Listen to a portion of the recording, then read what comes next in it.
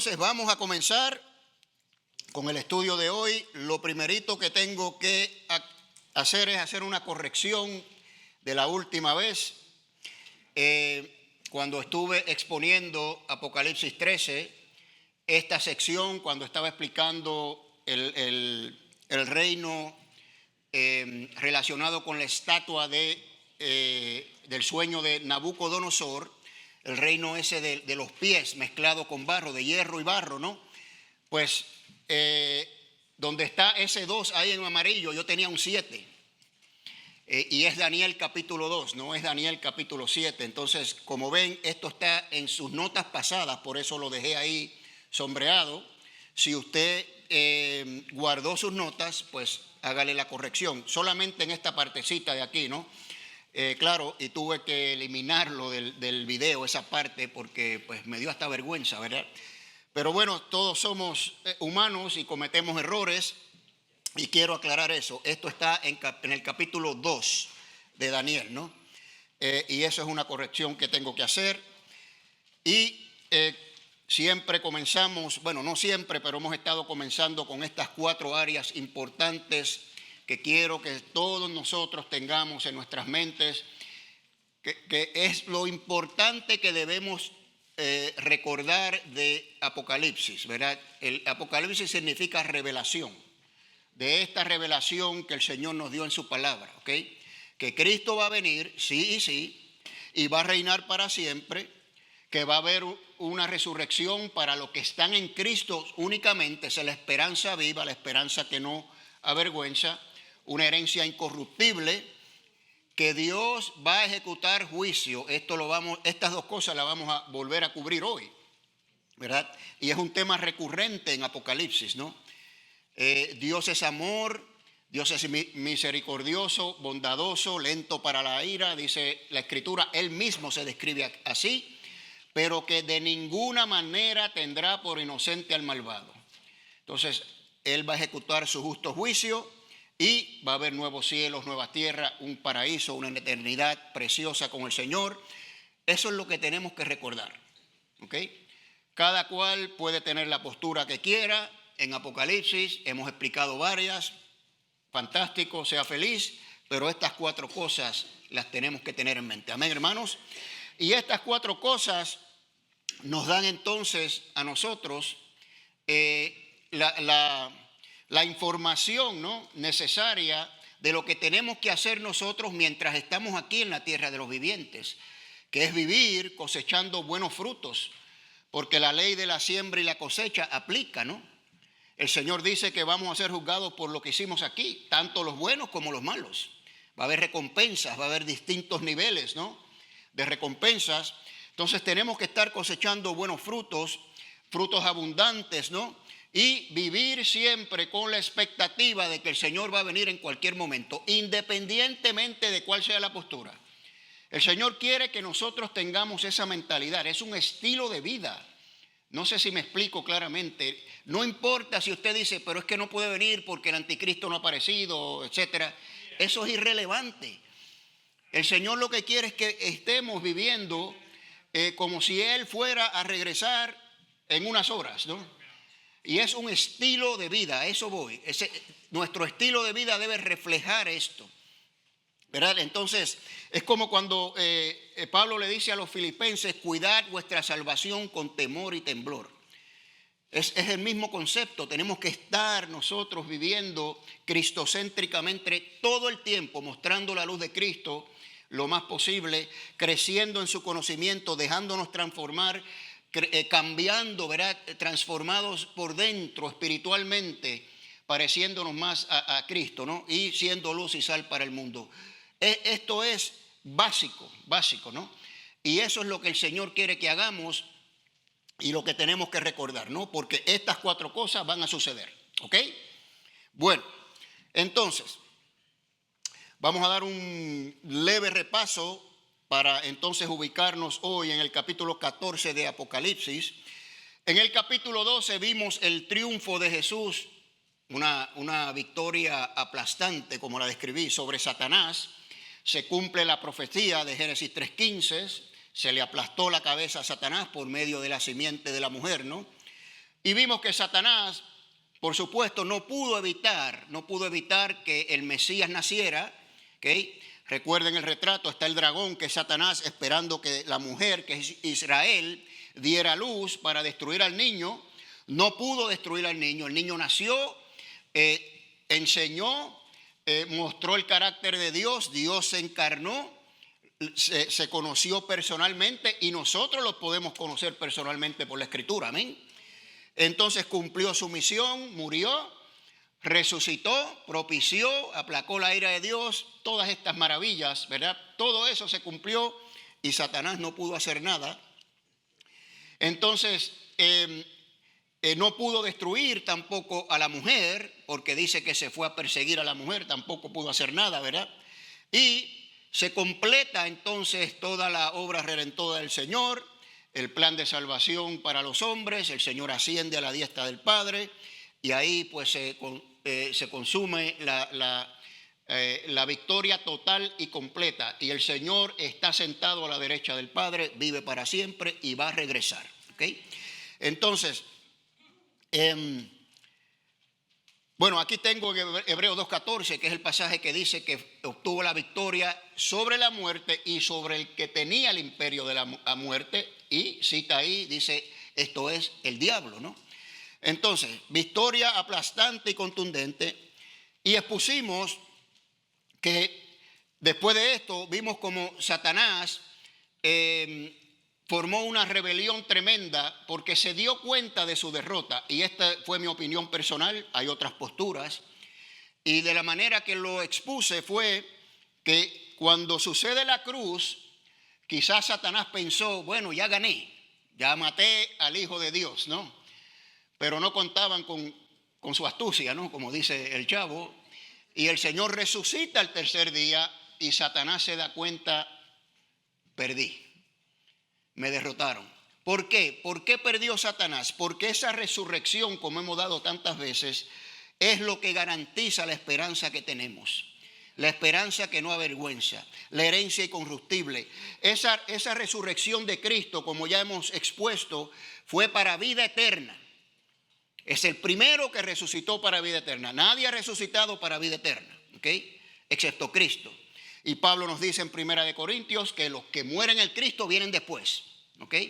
Y esa resurrección fue el punto culminante de la victoria aplastante sobre Satanás, porque abre una puerta de esperanza, una puerta donde cualquier ser humano que ahora quiera vivir con el Señor para siempre, pues lo puede hacer, simplemente abriendo su corazón, pidiendo perdón por sus pecados, arrepintiéndose, ¿verdad? Y, dice Pablo, justificados por la fe, tenemos entrada a esta gracia, ¿no?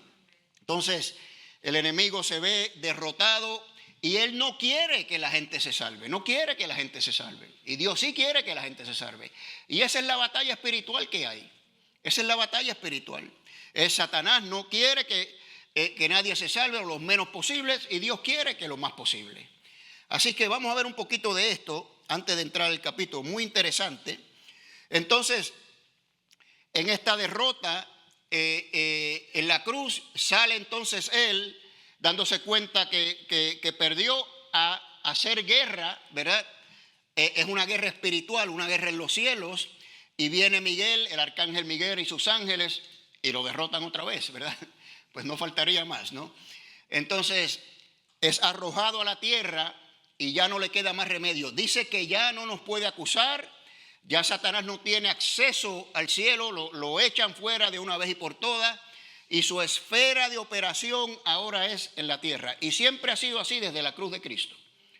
Satanás opera aquí, ese es el entorno de Satanás, ¿ok? ¿Y qué hace Satanás? Pues tratando de evitar que lo más posible se salven. Esa es su misión, ¿ok? Entonces, es arrojado a la tierra y decide perseguir a los creyentes, ¿verdad? Entonces, Apocalipsis 13 nos describe los instrumentos que él utiliza para perseguir. Ahora, hay varias posturas aquí, ¿no? Antes de repasar esto, una vez más, ¿Por qué Satanás quiere perseguir a los creyentes? Para evitar la expansión del evangelio. Yo quiero que nosotros entendamos esto, ¿ok? Es bien importante, cada vez que lo estudio, más y más claridad tengo en este asunto, ¿no? Y es una batalla espiritual entre Satanás y el Señor queriendo que lo más posible se salven y Satanás lo menos posible. Y para mí, de nuevo, voy a ofrecer aquí mi opinión personal, esa es la batalla en la cual nos habla Pablo en Efesios 6, que no luchamos contra carne y sangre, sino contra principados, potestades y huestes de maldad en lugares celestiales. Porque si usted ve el contexto de Efesios 6, cuando llega la armadura, antes de eso está hablando del matrimonio, está hablando de padres e hijos, está hablando de empleados y patrones, relaciones humanas, no está hablando de individuos. O sea, Satanás lo que quiere es perturbar nuestra relación humana, destruir tu matrimonio, destruir tu relación con tus hijos, tu familia, y desanimarte, ¿no? Esa es la batalla espiritual. Y él usa a todos sus demonios que tiene a su disposición. ¿Y quién utiliza a Dios? A nosotros. Este es el punto que los quiero llevar. Claro, tenemos los ángeles que sirven fieles a Dios a nuestra disposición, como dice la Escritura, están al servicio de nosotros, ¿no? Pero Dios dijo, ok, Satanás, tú utilizas a tus demonios y tus ángeles, yo voy a utilizar a los redimidos para que peleen contra ti y yo los voy a empoderar. Esa es la batalla espiritual, por eso es que es más grande el que está en nosotros que el que viene contra nosotros, ¿me explico? Y todo se reduce a eso. Nosotros somos portadores, somos soldados de Cristo en esta batalla y tenemos que ser luz y sal en el mundo para llevar a los más posibles a Cristo, para contrarrestar lo que Satanás quiere hacer. ¿Me explico, hermanos? Usted entiende la importancia de esto, ¿verdad? Así que cuando se hable de batalla espiritual, eso es lo que está sucediendo. Es Satanás contra nosotros, ¿ok? Nosotros estamos del lado del Señor, somos soldados del Señor, Él es nuestro comandante, como ya hemos dicho, ¿ok? Y nosotros predicamos, pero no es solamente predicar, es vivir. Tenemos que vivir lo que predicamos y así ser luz y sal para el mundo, ¿ok? Bueno, entonces el objetivo de Satanás es evitar que prediquemos el evangelio a otros, como expliqué. Claro, ahí vienen las tentaciones, ahí vienen los desánimos, las dudas. Él quiere que retrocedamos en nuestra fe, que nos desanimemos. ¿Para qué? Para que nuestra luz, la luz del evangelio, la luz del Espíritu Santo que vive en nosotros, se opaque y no podamos ser luz para el mundo. Y así se pierden más personas. Yo esto lo creo con todo mi corazón. No tengo duda en lo absoluto, que es así. ¿Okay? Así que es bien importante, ¿no? Bueno, ahora, en el contexto de Apocalipsis, estas dos bestias que Satanás utiliza, ¿ok? Pues vimos que reciben autoridad de él, del mismo, de Satanás. Y la primera bestia que vimos fue una combinación de los imperios anteriores. Dice que tiene apariencia de leopardo, boca de león, que son los babilonios, ¿no? Leopardo son los griegos. Las piernas eran como de oso, etcétera, etcétera. Y la bestia en sí es Roma, ¿no? Y ya esto lo cubrimos. Y esa primera bestia que Juan ve, que es ordenada y controlada por Satanás, es una combinación de todas estas cosas, ¿no? De imperios que hubieron anteriores y sus características. Imperios que tuvieron control sobre Israel en un momento dado de la historia, ¿no? Entonces, lo que vimos fue que esta primera bestia ejercerá el poder civil. Es un gobernante, es una persona que tendrá poder sobre naciones, que describimos, es un reino de 10 naciones, como son los pies mezclados con barro y con hierro, que tiene 10 dedos. Y la Escritura dice que es una alianza de naciones, no es un imperio. Naciones que se van a unir y va a haber una persona que va a estar gobernando sobre esa alianza y va a impactar al mundo de una manera tremenda, ¿no? Eso es lo que le llamamos el anticristo nosotros. Esto es en el futuro, ¿no? En el futuro. La segunda bestia le llamamos el falso profeta, y este va a ser la parte religiosa donde va a apoyar a la primera bestia y va a incitar a la gente a que la adoren. Ahí viene la marca y todas estas cosas. Pero usted sabe que la gente se deja llevar mucho por la religión, ¿verdad?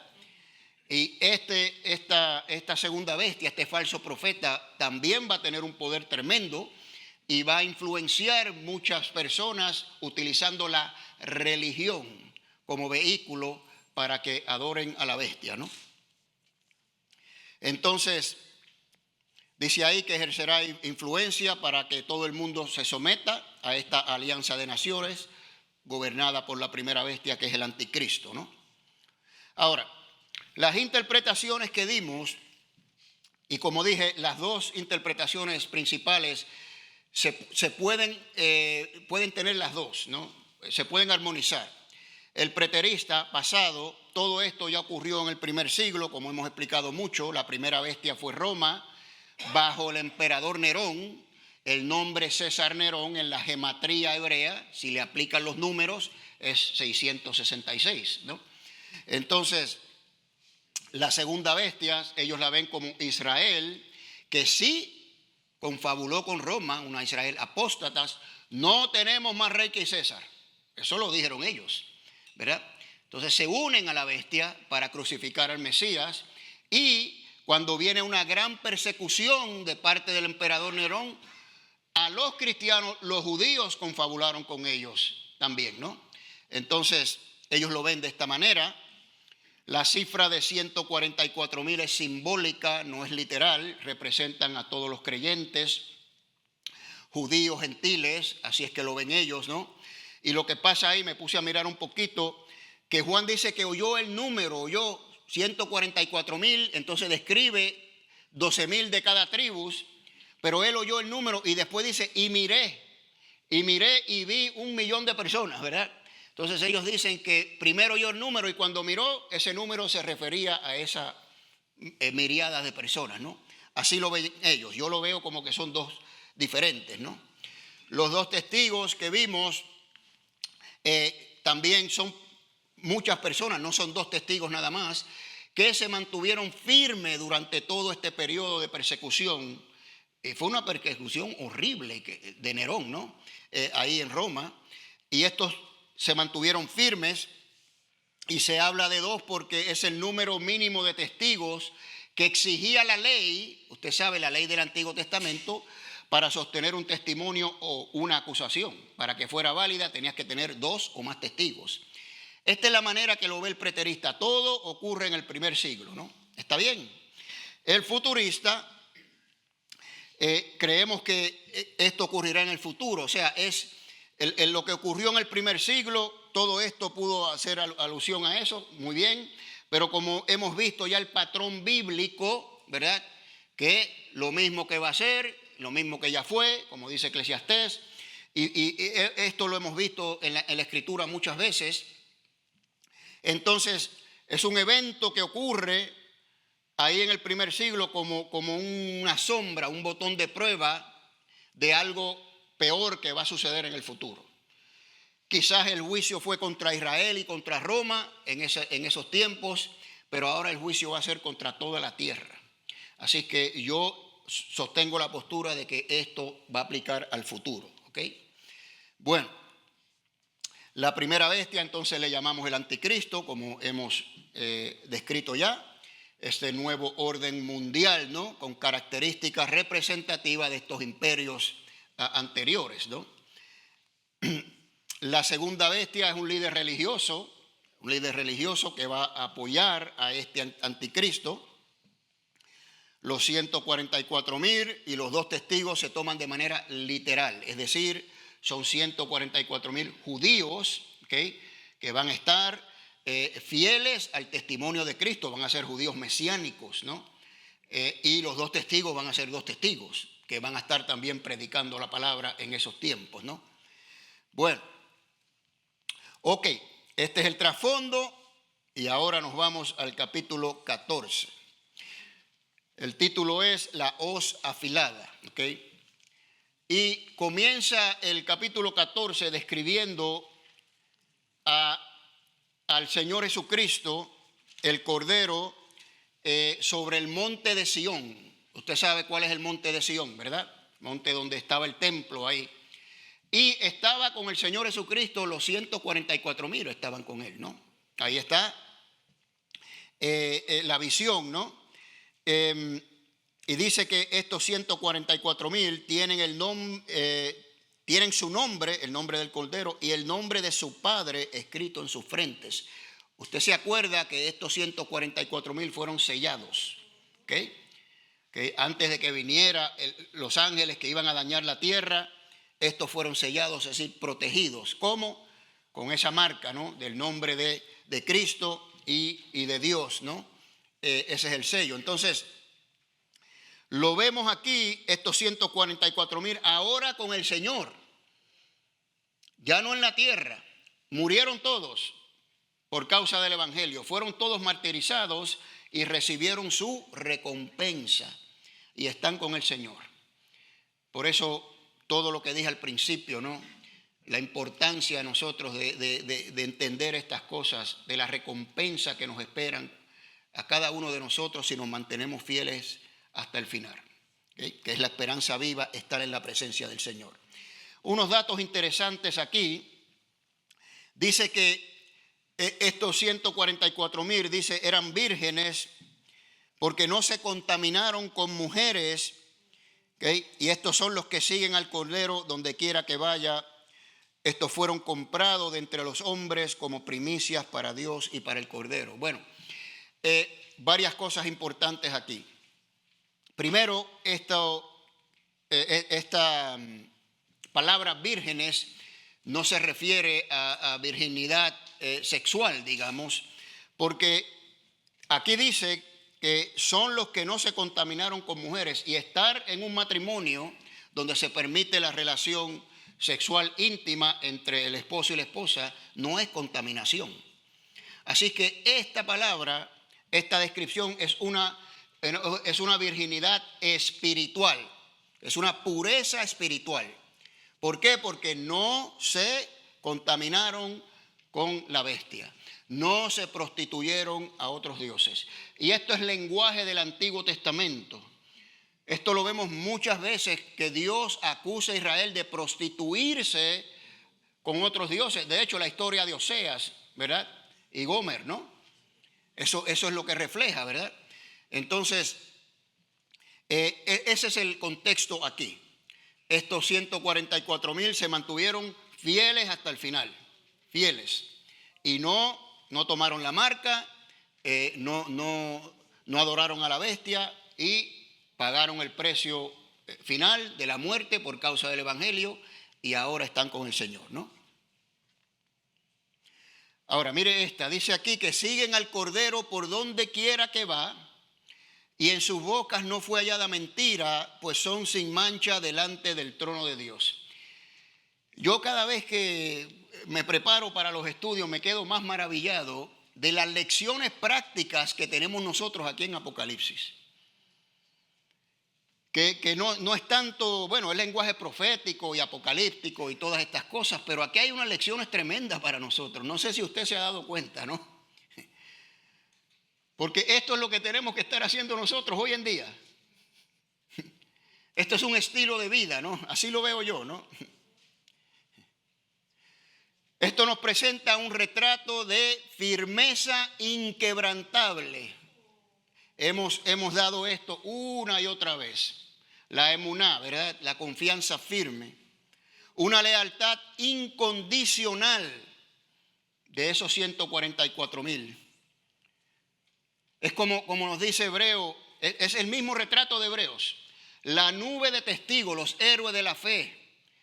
Que el autor de Hebreo dice, hagan lo que estos hicieron. ¿Y qué hicieron? Se mantuvieron firmes hasta el final. Pues igual aquí, el mismo concepto, ¿no? Estos son los que se negaron, los que se niegan a sí mismos, cargaron su cruz y siguen a Cristo sin importar las circunstancias. Y mire que la pasaron mal. Inclusive si lo llevamos al primer siglo, terrible. Ya he explicado varias veces, no solamente los echaban a las fieras como entretenimiento para la población, sino le echaban cera por encima, los colgaban de un tronco y los encendían como lámparas para alumbrar las calles de Roma por la noche, vivos. Y ninguno claudicó de su fe. Estos son ejemplos para nosotros de cómo nosotros debemos vivir. Claro, aquí, ¿verdad? Estos son los que realmente viven a Cristo. Esta es una descripción exacta de lo que Pablo dice en Gálatas 2:20. ¿Okay? Que ya no vivo yo, sino vivo a Cristo en mí. Y lo que vivo ahora en la carne, lo vivo en la fe del Hijo que me amó y dio su vida por mí. Estos son esos 144,000. Es lección para nosotros, mis queridos hermanos. Fueron sellados en sus frentes con el nombre de Dios, como dice ahí. Y cantan un cántico nuevo, y esto del cántico nuevo ya lo habíamos visto anteriormente. Cada vez que se canta un cántico nuevo, usted ve que es para una ocasión especial. Algo va a suceder. ¿Ok? Bueno, el retrato es este, el demonio y sus ángeles persiguiendo a los creyentes, y viene el Cordero y está presto ahí en el monte de Sión con los 144,000, listo para ponerle fin a todo este asunto. ¿Okay? Ese es el retrato que estamos viendo. Entonces, en el trono celestial, los 24 ancianos y todo el mundo ahí, ¿verdad? Saben que va a suceder algo, y este cántico nuevo únicamente lo cantan los 144,000, como dice aquí literalmente. Nadie sabía ese canto, porque el Cordero viene y está presto a acabar con todo este desorden y ponerle fin a la persecución y venir a reinar para siempre. Por eso es el cántico nuevo, ¿no? Y esto lo vemos en el Antiguo Testamento. Le doy ahí un par de versículos donde dicen: canten cántico nuevo porque Jehová, y ahí le da la razón. Siempre hay un cántico nuevo cuando viene una esperanza, cuando el Señor va a restaurar y va a hacer cosas maravillosas. Amén. Bueno, en Apocalipsis 5, versículo 9, que lo tengo por ahí, no se ve muy claro ahí, pero es una de las referencias. Los ancianos cantaron un cántico nuevo cuando el Cordero toma el rollo. ¿Se acuerdan? Juan lloraba porque nadie podía tomar el rollo, ¿verdad? Y uno de los ancianos le dice: no te preocupes, Juan, hay uno que es digno. Y tan pronto viene el Cordero y toma el rollo, irrumpen en cántico nuevo. Amén. Bueno, ese es el retrato del cántico nuevo aquí. Bueno, los próximos versículos del 6 al 13 vamos a ver 3 ángeles que aparecen aquí. 3 ángeles que aparecen, y vamos a ver lo que sucede, lo que describe aquí Juan. El primer ángel dice que tenía un evangelio eterno. Aquí dice: vi otro ángel volando en medio del cielo que tenía un evangelio eterno para proclamarlo, escuche bien, a los asentados en la tierra, es decir, sobre toda nación y tribu, lengua y pueblo. Ahí no hay duda, ahí es a todo el mundo. Ahí no estamos hablando de Israel, del primer siglo, de aquello, de lo otro. Ahí es un evangelio proclamado a todo el mundo, ¿no? Esa es la visión de Juan. Es eterno primero porque se estableció desde la eternidad pasada. Como yo creo que Juan aludió un poquito a eso, ¿no? O la palabra del Señor, pues, es eterna, ¿no? Me acuerdo yo siempre, no sé, a lo mejor ustedes que estaban aquí, algunos de ustedes, con el pastor Alejandro, que decía que nosotros tenemos cierto entendimiento de la eternidad futura, algo que va a ser eterno, pero de la pasada, ¿qué es la eternidad pasada? Es muy difícil racionalizar esto, y es verdad. Pero la Escritura nos dice claramente que este evangelio se estableció desde antes de la fundación del mundo, ¿verdad que sí? Desde la eternidad pasada. Siempre ha estado ahí, ¿verdad? Entonces, esa palabra de Dios, el verbo, como usted la quiera describir, siempre ha sido así. El Señor, antes de, como he dicho anteriormente, colocar la primera piedra de este universo físico, ya Él tenía todo esto planchado, ¿no? Y Él sabía que iba a salvar al pecador y ya tenía su plan, el evangelio ya estaba listo, ¿ok? Escogidos desde antes de la fundación del mundo, ¿ok? Bueno, ok. La segunda es que el mensaje tiene consecuencias eternas. El evangelio tiene consecuencias eternas, por eso es eterno. Vida eterna con eterna seguridad de salvación. ¿Ok? Juan 3:16, o ahí mismo en Juan 10, que dice: mis ovejas oyen mi voz, ellas son mías, nadie me las va a arrebatar, nadie me las va a sacar de mi mano, ¿no? Entonces, se estableció desde la eternidad pasada, que es un poquito difícil entenderlo, pero sus consecuencias también futuras son eternas. Todo es eterno en el evangelio. Ahora, escuche bien esta, también es para condenación perpetua. Las consecuencias son eternas de un lado o de otro. Y yo siempre he dicho, mis queridos hermanos, que el juicio de Dios es parte del evangelio. Bueno, pero es que el evangelio son las buenas nuevas. ¿Cómo la condenación va a ser buenas nuevas? No es que la condenación sean buenas nuevas, es la exhortación y la advertencia que le estamos haciendo a las personas que no conocen a Cristo para que no sufran esta condenación. Esas son las buenas nuevas. Pero los que lo rechacen, la condenación es también perpetua. Está clarísimo en la Escritura, ahí le doy un montón de versículos, ¿no? Para siempre, ¿no? Entonces dice aquí que es predicado en todo el mundo, toda tribu, nación, lengua, etcétera, para todos. Ahora, este es el concepto que les voy a dar, y yo sé que hay retos aquí, pero les voy a explicar lo que yo pienso, ¿no? Yo estoy convencido que nadie va a quedar sin oír la palabra de Dios. Claro, han pasado 2000 años ya y la gente te va a decir: pero ¿y la persona que murió sin oír del evangelio? ¿Qué va a hacer Dios con eso?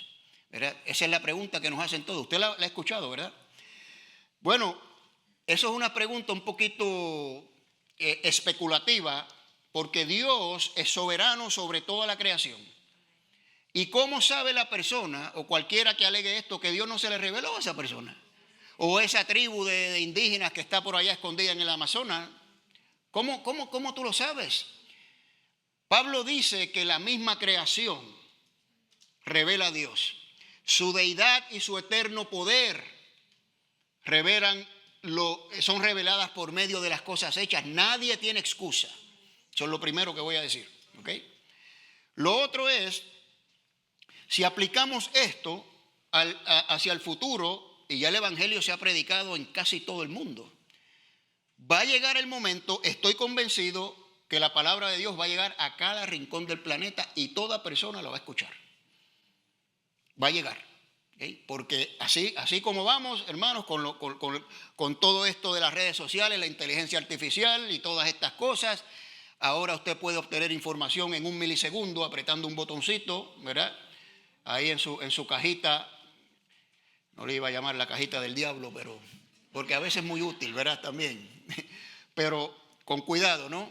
Ahí usted aprieta su botoncito, busca, ahí hay miles y miles y miles y cientos de miles, ya quizás millones de exposiciones del evangelio que llegan a todo el mundo.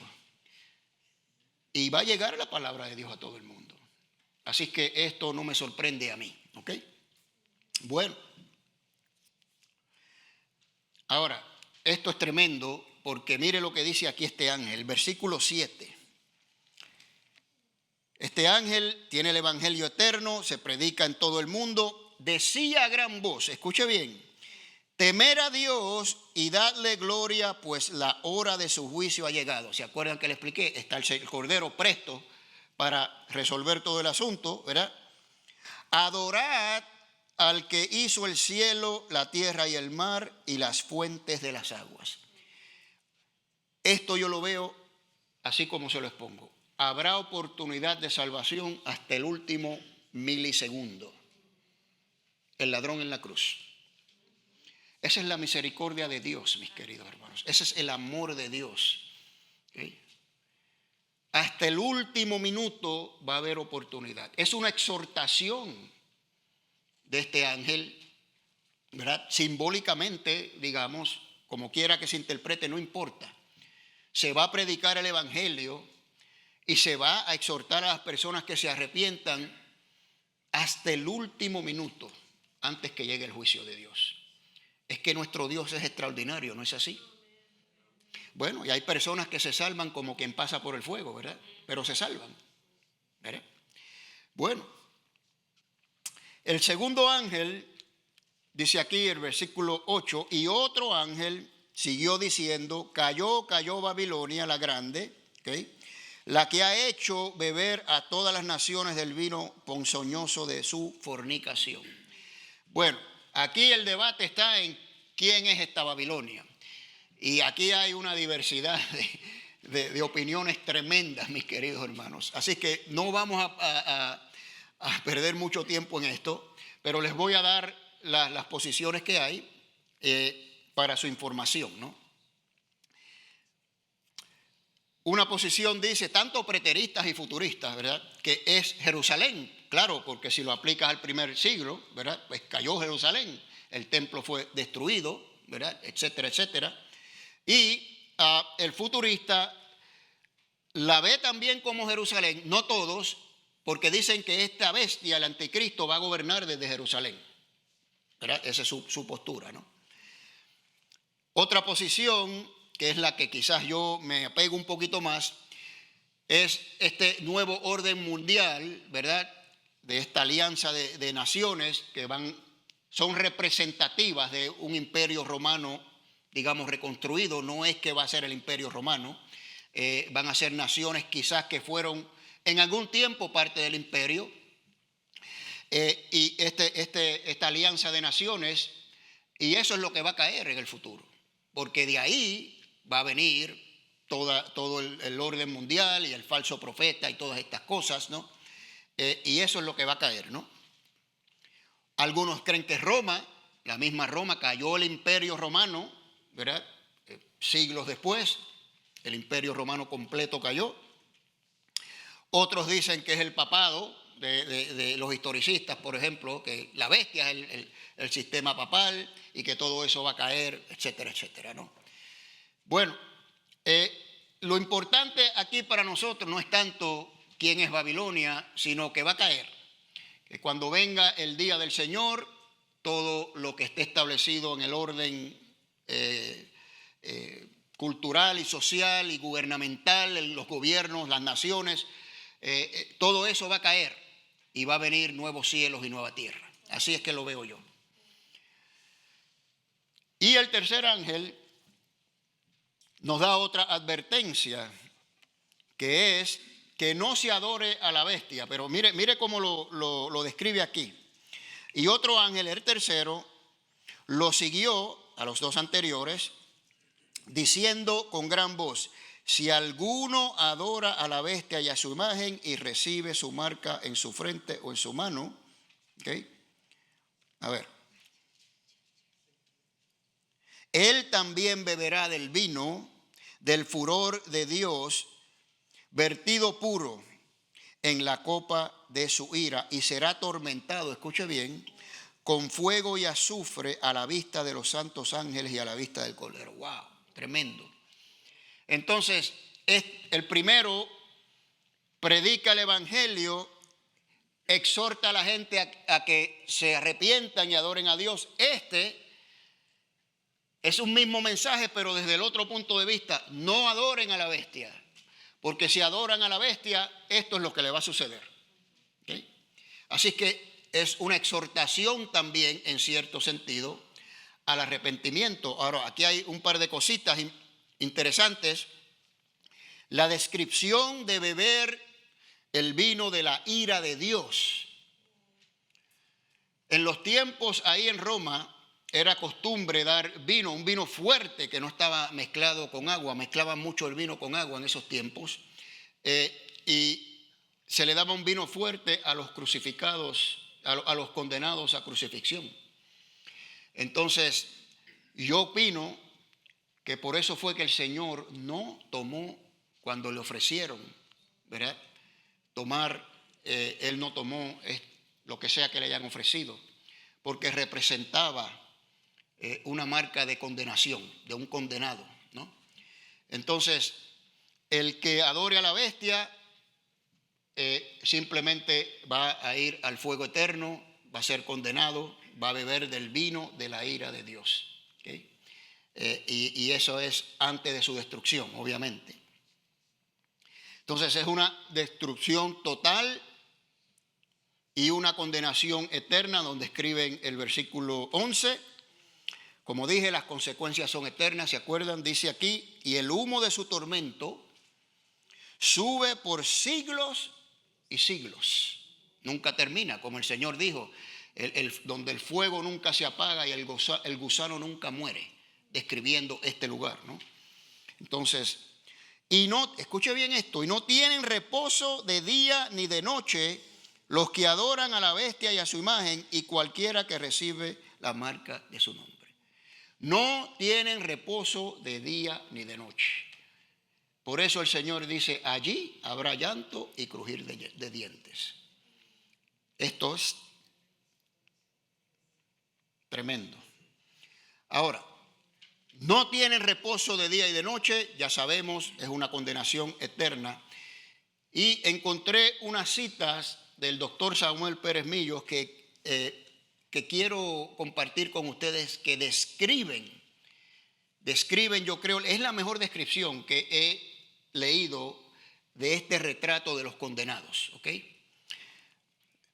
Dice él, la conciencia de estas personas, cuando estén en ese lugar, remorderá perpetuamente, escuche bien, en una acusación constante de la definitiva ausencia de toda esperanza. ¿Qué está diciendo aquí el doctor Pérez Millos? Las personas que eventualmente lleguen a ese lugar van a estar continuamente siendo, sus conciencias va a estar remordiéndolos, no de por qué hice aquello o por qué no escuché, lo va a estar remordiendo porque ya no pueden salir de ahí. No hay chance de salir, no hay escapatoria de ahí, no hay ni una oportunidad. Y así estarán por los siglos de los siglos. Y continúa aquí, no es tanto el deseo de salvación para estar con Cristo, sino la incapacidad de salir de la situación en donde llegaron por su incredulidad. Porque miren, nosotros a veces nos metemos en problemas, nos pasan cosas, tenemos en situaciones difíciles, pero aquí siempre, bueno, a lo mejor tengo esta oportunidad, a lo mejor puedo hacer esto, a lo mejor puedo hablar con aquel y me puede ayudar en este problema. No sé, siempre tenemos como una salida. Aquí no hay salida. Aquí no hay salida. No hay salida. Y eso va a ser por los siglos de los siglos. Usted sabe la tortura que es eso, hermano. No me lo puedo imaginar. Por eso es tan importante predicar el evangelio a los más posibles. Es que nosotros no queremos que la gente llegue ahí. ¿O sí? ¿Verdad que no? Bueno, pues hay que ponernos a trabajar, hermanos. Y los versículos 12 y 13 nos habla de la perseverancia de los santos, ¿okay? Después que describe toda esta cosa, dice el versículo 12, aquí está la perseverancia de los santos, que es la misma frase que utilizó en el capítulo 13, versículo 10, ¿okay? Después que describe todo esto de la bestia y todo lo que va a ser la bestia, pero los santos perseveran, ¿ok? Y en medio de toda esta cosa, aquí está la perseverancia de los santos. Es decir, son los que se mantienen firmes y fieles, dice, los que guardan los mandamientos de Dios y la fe en Jesús. En medio de toda esta calamidad, de todo este caos, de toda esta maldad, de toda esta persecución por causa del evangelio, el que verdaderamente es salvo persevera, porque es guardado por el mismo poder de Dios, ¿no? Y dice literalmente, el que persevere hasta el final será bienaventurado. Dice, y oí una voz del cielo que decía, escribe, bienaventurados los muertos que mueren en el Señor de aquí en adelante. Interesante esa frase, ¿no? Interesante. Entonces, este retrato es una descripción. Ahí le doy un par de versículos. Ahí en Romanos capítulo 14, Pablo dice, bueno, si muero, muero para Cristo. Si vivo, vivo para Cristo. Ya sea que muramos o que si vivimos, de Cristo somos. Entonces, el retrato aquí es que no importa si nos matan, no importa la persecución, nosotros no vamos a claudicar de la fe, no vamos a retroceder, ¿no? Entonces, ese es el retrato que vemos aquí. Y dice, bienaventurados los muertos que mueren en el Señor, que perseveran hasta el final. ¿Ok? Y lo interesante es esto, de aquí en adelante, es decir, desde un punto en particular en la historia. Y me puse a pensar, pero ¿con qué punto es este? Y llegué a la conclusión de que no importa, que lo más importante es el mensaje que tenemos aquí. ¿Cuál es el mensaje? Pues independientemente de lo que signifique de aquí en adelante, ¿verdad? Se refiere a que hay que perseverar hasta el final, hasta nuestro último suspiro. Seamos nosotros, seamos la próxima generación, las generaciones pasadas, quien quiera que sea, que alegue ser salvo, que haya puesto su fe en el Señor Jesucristo, tiene que perseverar hasta el final. Una vez más, ese es el retrato que nos está pintando Apocalipsis aquí. ¿Okay? Claro, estas personas mueren por causa del Evangelio, ¿no? Y como siempre he dicho, no hay honor más grande que uno pueda recibir en su muerte que morir por causa del Evangelio. Es el honor más grande que uno puede recibir. Hay medallas que se dan a soldados que mueren en la guerra porque mueren por otras personas. Eso es tremendamente honorable, pero no hay una muerte más honorable que morir por causa del Evangelio. Eso estoy convencido de eso, ¿no?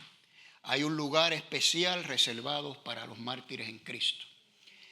Así que nosotros lo único que nos corresponde es seguir viviendo, perseverando en la fe, sin retroceder. No importa lo que veamos, no importa las circunstancias de nosotros son quizás diferentes, luchamos contra otras cosas, ¿verdad? Pero la perseverancia tiene que ser constante y sonante. ¿Amén? Ok. Bueno, en los versículos 14 al 20 vamos a ver la ciega, ¿verdad? La ciega, y se describen Dios ciegas, ahí la escribí con C, es con S, bueno. Se describen dos ciegas, y vamos a ver a qué se refiere esto, porque hay debate también aquí en esto, ¿no? Si las dos ciegas que describe aquí son las dos de juicio, cuando el Cordero ya dice, ok, se acabó, o hay una que ciega a la iglesia, o sea, saca a la iglesia, ok, o a los santos de Dios, ¿verdad? Y la segunda es de juicio. Bueno, en cuanto a la segunda, vamos a ver, no hay ninguna duda, es completamente de juicio, eso lo vamos a ver claramente. La primera es la que está en debate. Y yo les voy a demostrar, bueno, me inclino a que las dos son de juicio. No es una para la iglesia y una de juicio. Con la misma escritura se los voy a demostrar, ¿ok? Bueno, así que vemos estos versículos 14 al 16, le vamos a llamar la ciega del Hijo del Hombre. Dice, y miré y aquí una nube blanca, y sobre la nube uno sentado semejante al Hijo del Hombre, que tenía en su cabeza una corona de oro y en su mano una hoz afilada. Bueno, uno como Hijo del Hombre, empezamos por ahí, una clara referencia a nuestro Señor Jesucristo, ¿no es así? Esto lo vemos en Daniel 7, y el lenguaje utilizado aquí de sentado en una nube, ya lo hemos dado también, lenguaje del Antiguo Testamento, muchos pasajes, aquí le doy solamente unos cuantos, ¿ok? Primero, la nube no es una nube blanquita, hermanos, ¿ok? Como vemos por ahí. Es la gloria de Dios. Eso es lo que representa esto. Es la gloria de Dios. Ahí en Éxodo, cuando el Señor bajaba en una nube a hablar con Moisés al tabernáculo, era la gloria de Dios. Lo vemos en el Sinaí, lo vemos en todo lado de la Escritura. Esa nube es una nube luminosa, es la gloria de Dios. ¿Okay? Y ahí está, pues Dios, el Hijo, ¿no? Entonces, la palabra sentado aquí no significa que está sentado en la nube. ¿Okay? El contexto es que se ha colocado en un lugar. Ya vimos que está en el monte de Sión. Se ha colocado en un lugar presto para tomar una acción. Eso es lo que significa el contexto aquí, ¿no? Ahora, esta imagen de Dios en las nubes es una imagen que se relaciona con los juicios de Dios. Ya lo hemos visto en la Escritura. ¿Okay? Isaías 19:5, usted lo lee ahí. Y es un juicio contra Egipto y dice que Dios viene en las nubes. ¿Okay? Lo mismo Nahum, juicio contra Siria, Dios viene en las nubes. Y hay otros pasajes más. ¿Okay? Y esa es una de las razones por la cual es que yo creo que esta siega es de juicio, porque es un lenguaje muy similar. Ahora, escuche bien esto, por favor, lo que sigue. Dice versículo 15, y salió del santuario otro ángel. Aquí vemos ya el cuarto ángel, ¿no? Clamando con gran voz al que está sentado en la nube, envía tu hoz y ciega, porque la hora de cegar ha llegado, pues la mies de la tierra está madura. Y aquí es que viene el debate. Bueno, la mies está madura, como dice el canto, ¿verdad? Levántate y predica, ¿verdad? Ahora, si nos ponemos a investigar un poquito, y esta es la ventaja de uno profundizar un poquito más en la Escritura, para poder interpretarla correctamente, ¿no? Esta palabra madura, ahí está en griego la palabra, no me voy ni a atrever a pronunciarla, ¿verdad?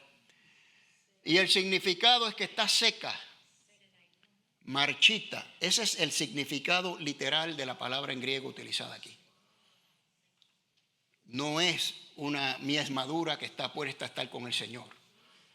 Es que está seca, está marchita, ya no queda nadie. Ya no queda nadie para salvar, ¿no? Ese es el significado, ¿no? Entonces, si vamos a Mateo, capítulo 13, ahí se los doy de tarea, ahí está la parábola de la cizaña y el trigo, ¿ok? Ahí está la parábola. Y vienen a cegar los ángeles y la cizaña se remueve primero. Lea la parábola para que usted vea, bueno, la explicación de la parábola que el Señor la da al detalle. La cizaña se remueve primero, ¿ok? Entonces, creo yo que esto es una siega de juicio, no de salvación, ¿verdad? De hecho, lo que yo puedo decir es que quizás ya la iglesia está arrebatada en el sentido que he explicado anteriormente, que nos dice Pablo que estaremos con el Señor en las nubes porque no vamos a pasar por este juicio. Así que yo puedo deducir que la iglesia no está presente aquí en este tiempo, aquí, ¿okay? Cuando ya el Señor va a traer juicio sobre la tierra, porque ya la mies está madura, está cerca, está seca, marchita. No hay más personas que se puedan salvar. Y viene la ira de Dios, va a meter la hoz y la iglesia no va a estar ahí, obviamente, ¿no? Porque la iglesia no va a pasar por esto. Bueno, y la segunda, pues es mucho más clara, es la siega de la viña y la vendimia, ¿no? La viña y la vendimia. Y dice, una cosita, aquí me dio curiosidad, a lo mejor usted le dio también, porque si el que está en la nube, ¿verdad? Es la gloria de Dios, como lo explicamos, es el Señor Jesucristo. ¿Cómo es posible que un ángel que sale del templo le dé órdenes al Señor Jesucristo? Porque le dice, ¿verdad? Prepara tu hoz y adelante a cegar. Esto también hay ciertos debates en esto. Algunos alegan que no puede ser el Señor Jesucristo por esto. Bueno, es un poco retante esto, pero yo noto que el ángel salió del templo. ¿Okay? El Señor está colocado ahí listo para enjuiciar y está esperando la orden del Padre, es la forma que yo lo veo, ¿no? Y el Padre envía al ángel y dice, dile a mi hijo que ya está listo. Esa es una manera un poquito simple de verlo, pero lo podemos explicar así. También hay otros que dicen, usted sabe cuando el Señor en la Escritura dice, nadie sabe el día y ni la hora, ¿okay? Ni el Hijo, solamente el Padre en su sola potestad. Eso lo dice Jesucristo en la Escritura, ¿okay? Entonces algunos piensan que el Señor está ahí esperando la orden del Padre porque no sabe cuándo es que el Padre va a dar la orden, ¿verdad? Bueno, ahí se los dejo para consideración. Pero a mí no me cabe duda que ese que está en la nube es el Señor Jesucristo, el Hijo del Hombre, con la corona en su cabeza, ¿verdad? Es el Señor Jesucristo, no me cabe la menor duda. Bueno, la siega y la vendimia, ¿no? Dice el versículo 16, y otro ángel, aquí viene el quinto ángel, salió del santuario que está en el cielo, teniendo él también una hoz afilada, ¿okay? Y junto al altar salió otro ángel, el sexto ángel, ¿okay? Que tiene poder sobre el fuego, y habló con gran voz al que tenía la hoz afilada, diciendo, mete tu hoz afilada y vendimia los racimos de la viña de la tierra, porque sus uvas están maduras. Ahora, aquí vamos a ver varias cosas, ¿okay?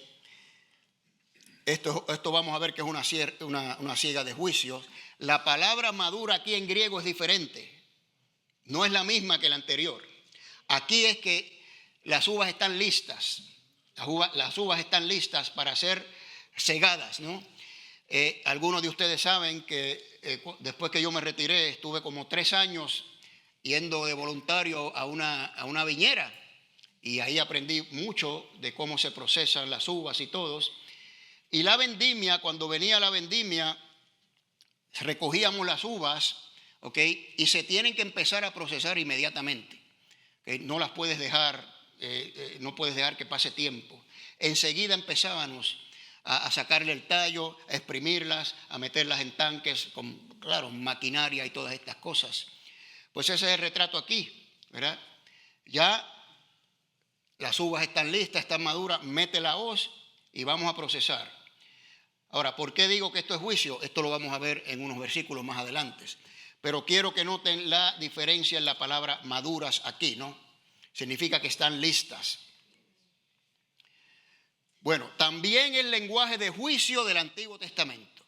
Ahora, Isaías 63 se los doy de tarea, pero le quiero leer, mis queridos hermanos, Joel, esto es interesantísimo. Joel, en el versículo 13 al 15, mire lo que dice el profeta Joel.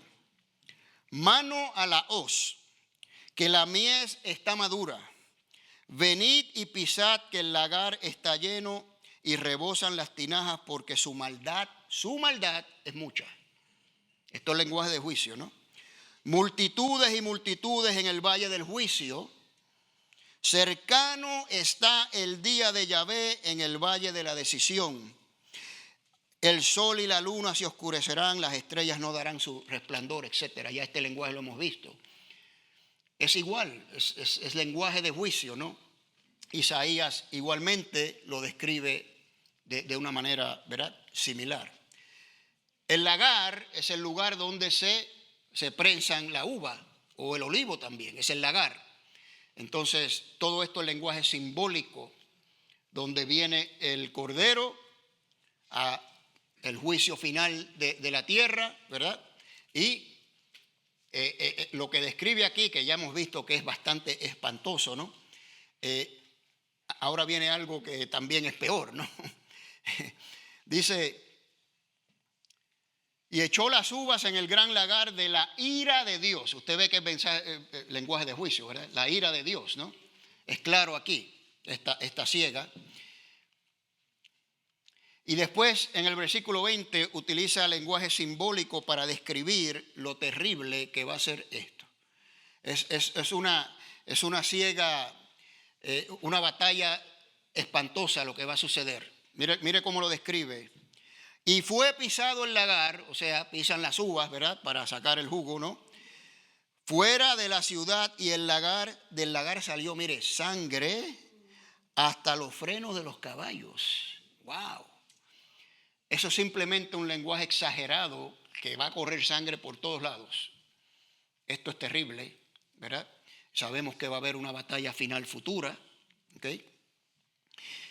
Y dice, en una extensión de 1,600 estadios. Bueno, aquí hay varias interpretaciones. La más prominente, la mayoría cree, 1,200 estadios, si saca la medida, ¿verdad? Son unas 200 millas, que es más o menos el largo del territorio de Israel. ¿Okay? Eso es una de las interpretaciones. El punto es, mis queridos hermanos, no es tanto eso, es lo que va a suceder. ¿Okay? El punto es el llamado al arrepentimiento. El punto es nuestra responsabilidad como creyentes, como soldados de Cristo, de ser sus buenos soldados y predicar el evangelio lo más posible para que no caigan en este terrible juicio de Dios, ¿no? Bueno, entonces, unas cuantas conclusiones aquí. Los hermanos de la alabanza pueden subir.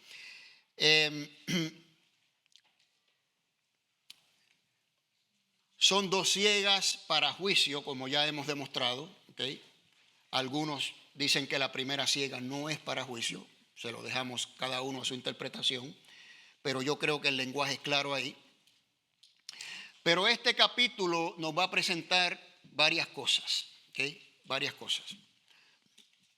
Número uno, primero el triunfo de los que perseveran hasta el final, que es algo que ya hemos visto por todos lados, ¿okay? Aquí lo tenemos en los versículos 12 y 13, ¿no? Nos presentan el amor y la misericordia de Dios, que también es hasta el final, hasta el último minuto, llamando a pecadores al arrepentimiento, hasta el último minuto. Y el justo juicio de Dios. Y esto es una cosa muy importante porque yo creo que tendemos a olvidarnos del justo juicio de Dios y predicar mucho del lado del amor y el amor de Dios. Fantástico, gloria a Dios. Dios es amoroso, misericordioso, bondadoso, lento para la ira, que guarda misericordia a millares, pero que de ninguna manera tendrá por inocente al malvado. Entonces tenemos que balancear estas dos cosas, mis queridos hermanos. Tenemos que balancearlas. ¿Okay? La justicia de Dios se va a cumplir sí y sí. Entonces, estos son conceptos claros de este capítulo, que ya también lo hemos visto en otros capítulos. Y estas cosas que hemos dado aquí aplican a nosotros. Aunque no las vivamos, aunque no vivamos esta persecución, no estemos cuando esté la bestia, yo no sé, ¿verdad? Pero independientemente de estas cosas, eso es lo que quiero que todos podamos interiorizar y nos vayamos esta noche de aquí pensando en estas cosas. Mire, el conocer el triunfo de la perseverancia de los santos nos arraiga más a nuestra esperanza viva.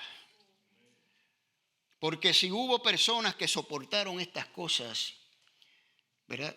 Y como lo dice Pedro ahí en Primera de Pedro, que también pudimos exponer, ¿verdad?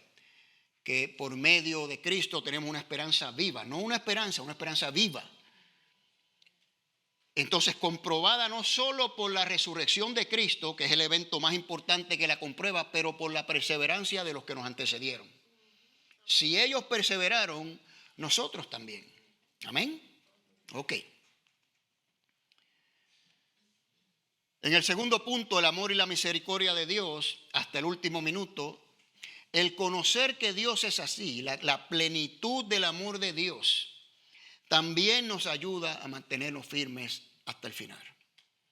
Y yo les voy a dar de tarea ese pasaje de Efesios 3, por favor.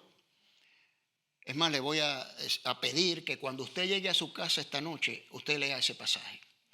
Porque ahí está la anchura, el largo, lo alto y lo profundo del amor de Dios. Y Pablo ora por la iglesia de Éfeso para que conozcan ese amor. ¿Okay? Y ese amor lo vemos aquí, hasta el último minuto, hasta el último milisegundo, tratando de salvar a lo más posible.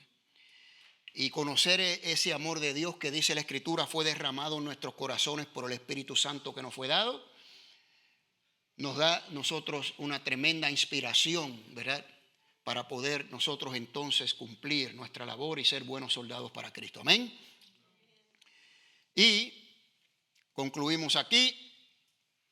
Tenemos el justo juicio de Dios, ¿no?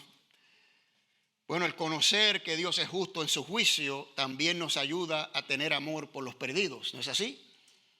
Lo que acabo de describir, que somos soldados, tenemos que evitar que lo más posible caigan en este juicio y tener temor reverente para apartarnos del mal.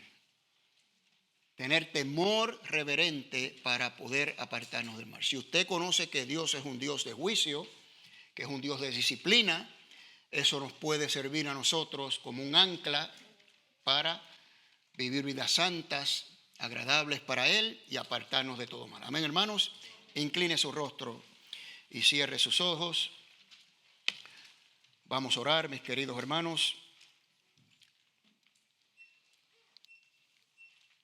Vamos a darle la gloria a nuestro Dios una vez más, darle las gracias por su palabra, que es eterna, que nunca pasa, por este plan que es eterno, que siempre ha estado ahí, por la esperanza viva que no avergüenza y por todas las maravillas que podemos ver acerca de Él en su poderosa y bendita palabra. Gracias, Señor. Gracias, Dios Padre, Señor, porque tú eres bueno, tú eres misericordioso y bondadoso, Señor. No tomas en cuenta la iniquidad y el pecado para todo el que se arrepiente, Señor. Te damos las gracias por ese plan de salvación, por ese evangelio eterno tan hermoso y precioso, el cual nosotros pudimos conocer, Señor. Y ahora, Señor, estando reclutados en tu ejército, Señor, te pedimos que nos empoderes para ser buenos soldados para ti, para poder predicar ese evangelio eterno, esa esperanza viva a los más posibles. Que sean tus palabras las que fluyan por nuestra boca y tus pensamientos por nuestra mente, Señor.